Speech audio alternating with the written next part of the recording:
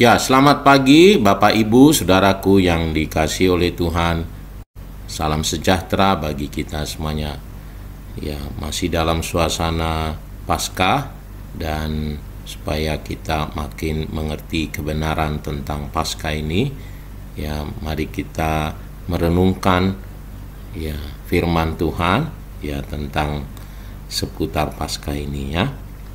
Ya, judulnya adalah ini seringkali menjadi pertanyaan, khususnya bagi saudara-saudara kita yang belum percaya Yesus ya. Mengapa Yesus harus mati di kayu salib ya. Nah, selalu orang bertanya ya seringkali bertanya mereka, mengapa Yesus harus mati? Bukankah kalau dia Tuhan bisa langsung mengampuni? Karena Tuhan itu Maha Pengampun. Ya, tentu jawabannya ada dalam kasih dan keadilan Allah, dan Allah ya mau respon yang benar dari manusia melalui kematiannya ya.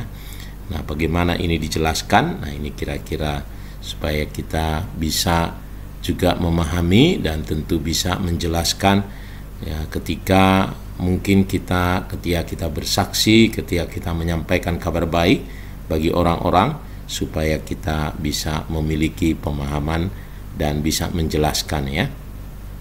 Nah, yang pertama adalah tentu karena masalah dosa manusia ya. Sudah ada ketetapannya bahwa upah dosa ialah maut. Roma 6 ayat 23. Sebab upah dosa ialah maut. Nah, dosa bukan cuman sekedar kesalahan, dia melakukan yang salah gitu, bukan. Tetapi dosa itu adalah pelanggaran terhadap perintah Allah atau pelanggaran terhadap Allah yang kudus itu. Nah, dan hukuman dosa adalah maut, yaitu kematian kekal. Ini hukum positif kita ya, bahwa orang berdosa ya harus dihukum.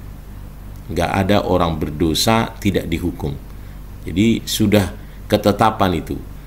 Upah dosa ialah maut, dan manusia tidak bisa menyelamatkan dirinya sendiri. Tidak bisa dengan kebaikannya, amal salehnya, karena dia beragama tertentu lalu dia selamat, tidak. Ya. Dia tidak bisa karena ketetapannya hukuman dosa adalah maut. Nah, yang kedua adalah ini tentang kasih Allah dan keadilan ya. 1 Yohanes 4 ayat 10 katakan, inilah kasih itu, bukan kita yang telah mengasihi Allah, tetapi Allah yang telah mengasihi kita dan yang telah mengutus anaknya sebagai pendamaian bagi dosa-dosa kita. Nah, Allah itu adalah adil. Nah, kalau Allah kita itu adil, maka dosa harus dihukum sesuai ketetapan ya, karena itu benar, ini kebenarannya. Dosa, upah dosa adalah maut, dan Allah kita itu adil ya. Dosa memang harus dihukum, tetapi dia juga sekaligus Allah itu kasih. Nah, di dalam kasihnya ia ingin menyelamatkan manusia. Nah, itulah dia bisa memang mengampuni, tetapi dia adalah Allah yang adil. Nah, oleh karenanya Yesus menjadi jalan tengahnya.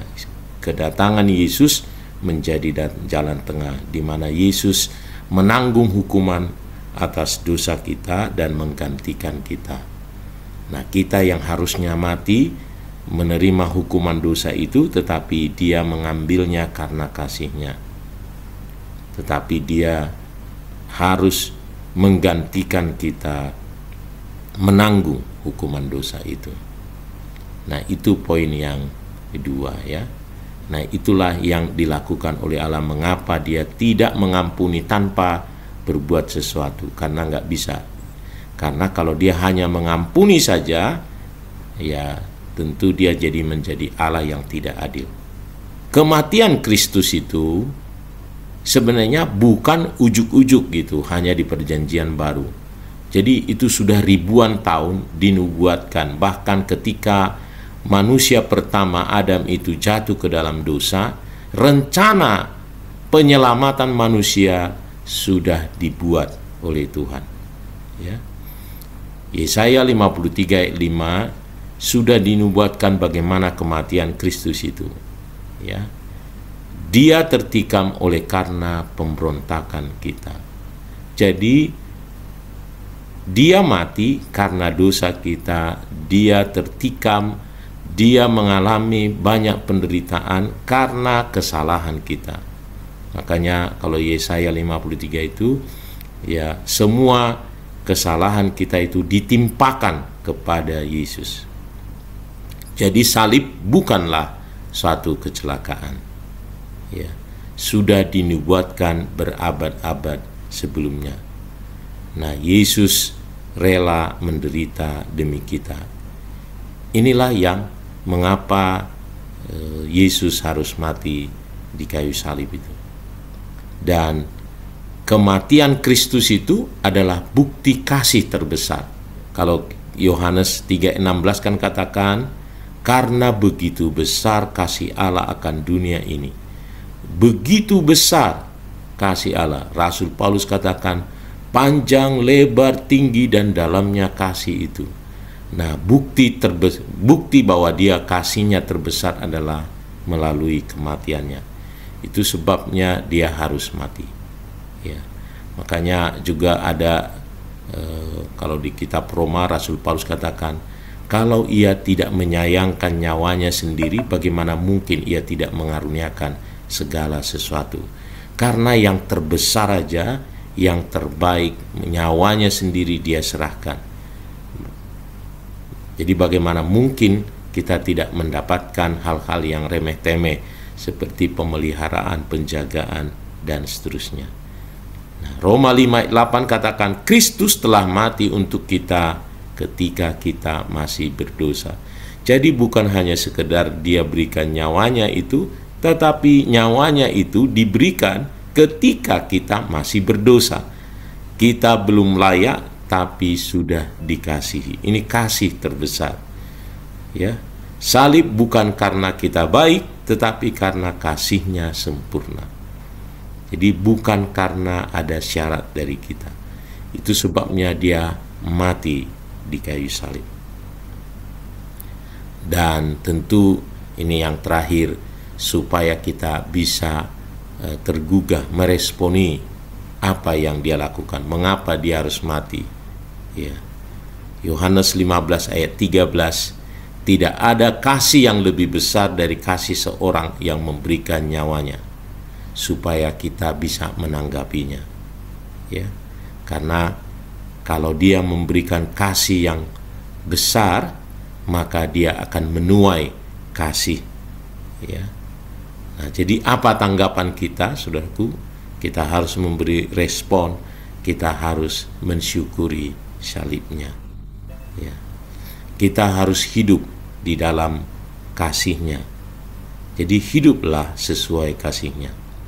Dan ketiga tentu adalah karena kita merasakan kasihnya, ya, menikmati kuasa salibnya, maka kita bisa menceritakan kepada orang-orang di sekitar kita bahwa ada kasih yang besar, ada kasih yang luar biasa dari Tuhan kita, dan ini menjadi landasan kita, motivasi kita dalam menceritakan kabar baik bagi orang-orang di sekitar kita. Mari saudaraku, kita responi betul-betul Paskah ini. Ini bukan hanya sekedar sejarah, tetapi kita pakai untuk mengingatkan kita ada kasih Allah yang luar biasa kepada kita. Dia rela mati untuk kita, bahkan ketika kita masih berdosa. Kasihnya sempurna. Dan karenanya kita bukan hanya mensyukuri, ya, kita hidup dalam kasihnya, tetapi juga kita harus memberitakan kasihnya yang luar biasa itu kepada orang-orang di sekitar kita. Mari kita pakai momen ini, karena ini masih situasi Paskah, saudaraku. Mari kita pakai momen ini untuk membicarakan tentang Paskah, kasih Allah yang luar biasa yang kita terima dari Tuhan. Tuhan Yesus memberkati kita. Mari kita datang kepada Tuhan.